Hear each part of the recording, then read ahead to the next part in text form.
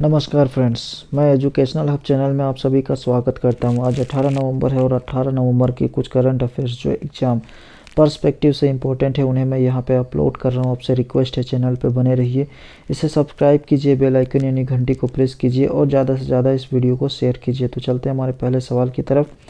नवीनतम वैश्विक रिश्वतखोरी जोखिम सूची में भारत का स्थान क्या है? ऑप्शंस है फर्स्ट 80, सेकंड 81, थर्ड है 82 और फोर्थ है 83। और इसका सही आंसर ऑप्शन नंबर थर्ड 82। व्यापार रिश्वत जोखिम को मापने वाली वैश्विक सूची में भारत 2021 में 82वें स्थान पर खिसक गया है, जो 2020 में 77वें स्थान से 5 स्थान नीचे है। रिश्वत विरोधी मानक सेटिंग संगठन ट्रेस की सूची 194 देशों और क्षेत्रों में व्यापार रिश्वतखोरी जोखिम को मापती है। सूची के अनुसार डेनमार्क, नॉर्वे, फिनलैंड, स्वीडन और न्यूजीलैंड में सबसे कम रिश्वतखोरी है। नेक्स्ट क्वेश्चन है, किस म्यूचुअल फंड कंपनी ने भारत का पहला ताइवान इक्विटी फंड लॉन्च किया? ऑप्शन है first UTI mutual fund, second है डीएसपी, थर्ड है निप्पॉन इंडिया म्यूचुअल फंड और फोर्थ है एसबीआई। और इसका सही answer option number third Nippon India. Nippon India mutual fund NIMF के परिसंपत्ति प्रबंधक Nippon life India asset management ने Nippon India Taiwan equity fund launch करने की घोषणा की है। इसे 22 नवंबर 2021 को लॉन्च किया जाएगा। ताइवान केंद्रित थीम के बाद यह फंड भारत की पहली ओपन एंडेड इक्विटी स्कीम होगी। फंड को ताइवान के सबसे बड़े एसेट मैनेजर कैथे साइट द्वारा मेंटर किया जाएगा। नेक्स्ट क्वेश्चन है, किस बैंक ने पीएम स्वनिधि के लिए माइक्रो क्रेडिट योजना की शुरुआत की? ऑप्शंस हैं फर्स्ट आईसीआईसीआई, सेकेंड है एसबीआई, थर्ड है एचडीएफसी और फोर्थ है बैंक ऑफ इंडिया। और इसका सही आंसर है एचडीएफसी। एचडीएफसी बैंक ने सामान्य सेवा केंद्रों यानी सीएचसी के साथ पीएम स्ट्रीट वेंडर की आत्मनिर्भर निधि पीएम स्वनिधि के लिए माइक्रो क्रेडिट सुविधा शुरू करने की घोषणा की। एचडीएफसी बैंक डिजिटल पोर्टल पर अपने ग्रामीण स्तर के उद्यमियों के लिए पीएम स्वनिधि की सुविधा प्रदान करेगा, जहां विक्रेता पूरी प्रक्रिया को ऑनलाइन पूरा कर सकते हैं। यह 7% की ब्याज सब्सिडी के साथ 10,000 की एक संपार्श्विक मुक्त किफायती ऋण है। अब बढ़ते हैं हमारे नेक्स्ट क्वेश्चन की तरफ। किस राज्य ने जीका परियोजना के लिए 1010 करोड़ रुपए के दूसरे चरण को लॉन्च किया? ऑप्शन है फर्स्ट झारखंड, सेकेंड है पंजाब, थर्ड है हिमाचल प्रदेश और फोर्थ है हरियाणा। और इसका सही answer option number third Himachal Pradesh. Himachal Pradesh के मुख्यमंत्री जयराम ठाकुर ने 16 नवंबर 2021 को जापान इंटरनेशनल कोऑपरेशन एजेंसी द्वारा समर्थित 1010 करोड़ रुपए की फसल विद्युतीकरण परियोजना के दूसरे चरण का शुभारंभ किया। परियोजना के दूसरे चरण को राज्य के सभी 12 जिलों में लागू किया जाएगा। इसका उद्देश्य 2031 तक परियोजना क्षेत्र में सब्जी क्षेत्र की 2500 हेक्टेयर से बढ़ाकर 7000 हेक्टेयर करना है। नेक्स्ट क्वेश्चन है, आईसीसी क्रिकेट समिति के अध्यक्ष के रूप में किस भारतीय खिलाड़ी ने अनिल कुंबले की जगह ली? ऑप्शन है first Rahul Dravid, second Sachin Tendulkar, third है सौरव गांगुली और फोर्थ है श्रीनाथ। और इसका सही answer option number third Sourav Ganguly.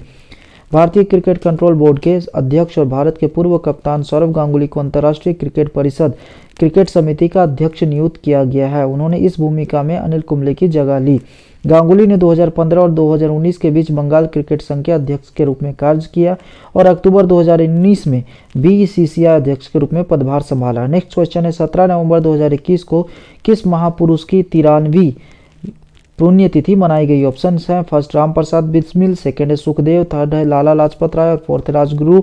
और इसका सही answer option number third Lala Lajpat Rai. 17 नवंबर 2021 को लाला लाजपत राय की 93वीं पुण्यतिथि है। वह एक भारतीय राष्ट्रवादी नेता थे जिन्हें प्यार से पंजाब केसरी कहा जाता था। राय को स्वदेशी आंदोलन के दौरान उनकी भूमिका के लिए याद किया जाता है। 1885 में राय ने लाहौर में दयानंद एंग्लो वैदिक स्कूल की स्थापना की थी। 1928 में साइमन कमीशन के खिलाफ एक विरोध रैली के दौरान पुलिस द्वारा हमला किए जाने के बाद लाहौर में उनकी मृत्यु हो गई थी। नेक्स्ट क्वेश्चन है, मेटावर्स में आभासी दूतावास रखने वाला पहला राष्ट्र कौन सा है? फर्स्ट है अमेरिका, सेकंड रूस, थर्ड है बारबाडोस और फोर्थ है चीन। और इसका सही answer option number third Barbados. एक छोटा कैरिबियाई द्वीप राष्ट्र बारबाडोस मेटावर्स प्लेटफॉर्म डिसेंट्रालैंड के साथ एक समझौता के बाद एक डिजिटल दूतावास स्थापित करने वाला पहला देश बन जाएगा। बारबाडोस के विदेश मामलों और विदेश व्यापार मंत्रालय से आधिकारिक तौर पर एक उपयोगकर्ता के स्वामित्व वाले एथेरियम आधारित डिजिटल वातावरण डिसेंट्रालैंड में एक डिजिटल दूतावास स्थापित करने के लिए एक समझौते पर हस्ताक्षर किए हैं। इसकी लॉन्चिंग जनवरी 2022 में होने की उम्मीद है। नेक्स्ट क्वेश्चन है, किस राज्य को सरकार ने दुआरे राशन यानी घर पर राशन योजना की शुरुआत की? ऑप्शंस हैं, फर्स्ट उड़ीसा, सेकंड है उत्तर प्रदेश, थर्ड है पश्चिम बंगाल और फोर्थ है हरियाणा। और इसका सही आंसर है ऑप्शन नंबर थर्ड यानी कि पश्चिम बंगाल। पश्चिम बंगाल की मुख्यमंत्री ममता बनर्जी ने 16 नवंबर 2021 को दुआरे राशन यानी घर पर राशन योजना शुरू की। इससे राज्य के करीब 10 करोड़ लोगों को फायदा होगा। उन्होंने राज्य सरकार के खाद्य और आपूर्ति विभाग के एक व्हाट्सएप चैटबॉट और लोगों को राशन कार्ड के लिए आवेदन करने में मदद करने के लिए एक मोबाइल एप्लीकेशन खाद्य साथी अमर राशन मोबाइल ऐप का भी उद्घाटन किया। नेक्स्ट क्वेश्चन है, किस राज्य सरकार ने कैसरे हिंद को राज्य तितली घोषित किया है? ऑप्शन है, फर्स्ट उड़ीसा, सेकंड है उत्तर प्रदेश, थर्ड है अरुणाचल प्रदेश और फोर्थ हरियाणा। और इसका सही आंसर है ऑप्शन नंबर थर्ड यानी कि अरुणाचल प्रदेश। अरुणाचल प्रदेश सरकार ने राजकीय तितली के रूप में कैसरे हिंद की घोषणा की है। नाम का अर्थ है भारत के सम्राट। कैसरे हिंद, जिसे जैविक रूप से टीनोपालस इंपीरियलिस नाम दिया गया है, के पंखों की लंबाई 90 मिलीमीटर से 120 मिलीमीटर तक होती है और पूर्वी हिमालय क्षेत्र में 6 राज्यों में एक अच्छी तरह से जंगली इलाके में 6000 से 10,000 फीट की ऊंचाई पर पाया जा सकता है। नेक्स्ट क्वेश्चन है, संयुक्त राष्ट्र विश्व पर्यटन संगठन द्वारा तेलंगाना राज्य के किस गांव को सर्वश्रेष्ठ पर्यटन गांव में से एक चुना गया है? ऑप्शन है, फर्स्ट तांद्रा, सेकंड है उमरी, थर्ड है नरसापुर और फोर्थ है पोचमपल्ली। और इसका सही answer option number 4 Pochampally. Telangana के पोचमपल्ली गांव को संयुक्त राष्ट्र विश्व पर्यटन संघ द्वारा सर्वश्रेष्ठ पर्यटन गांवों में से एक के रूप में चुना गया। यह पुरस्कार 2 दिसंबर 2021 को मैड्रिड, स्पेन में UNWTO महासभा के 24वें सत्र के अवसर पर दिया जाएगा। पोचमपल्ली को अक्सर भारत के रेशम शहर के रूप में जाना जाता है। पोचमपल्ली इकत को 2004 में भौगोलिक संकेत का दर्जा भी प्राप्त हुआ था। नेक्स्ट क्वेश्चन है, विश्व समय पूर्णता दिवस यानी वर्ल्ड प्रीमेच्योर डे किस दिन मनाया जाता है? ऑप्शंस हैं, फर्स्ट है 19 नवंबर, सेकंड है 16 नवंबर, थर्ड है 18 नवंबर और फोर्थ है 17 नवंबर। और इसका सही आंसर है ऑप्शन नंबर 4 यानी कि 17 नवंबर। विश्व भर में समय से पहले जन्म लेने वाले बच्चों और उनके परिवारों की चिंताओं के बारे में जागरूकता बढ़ाने के लिए हर वर्ष 17 नवंबर को विश्व समय पूर्वता दिवस मनाया जाता है। हर वर्ष विश्व भर में सभी शिशुओं में एक में से लगभग 10 अर्थात लगभग 15 मिलियन बच्चे समय पूर्व जन्म लेते हैं।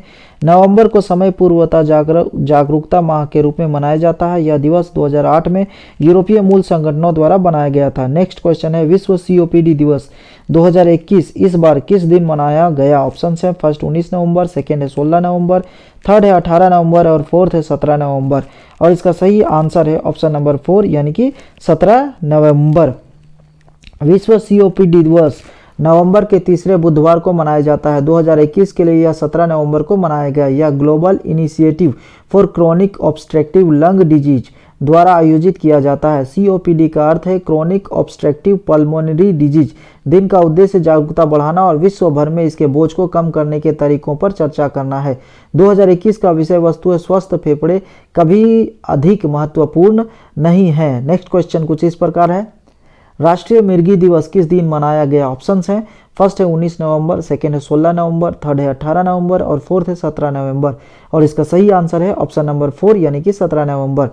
भारत इस रोग के बारे में जागरूकता पैदा करने के लिए 17 नवंबर को राष्ट्रीय मिर्गी दिवस मनाता है। मिर्गी मस्तिष्क की एक चिकित्सकीय स्थिति है जिसके परिणाम स्वरूप असमय दौरे पड़ते हैं। विश्व स्वास्थ्य संगठन ने इसे मस्तिष्क की पुरानी गैर संचारी बीमारी के रूप में वर्णित किया है जो आवर्तक दौरे की विशेषता है। लक्षणों में चेतनहीनता, अचानक झटका आदि शामिल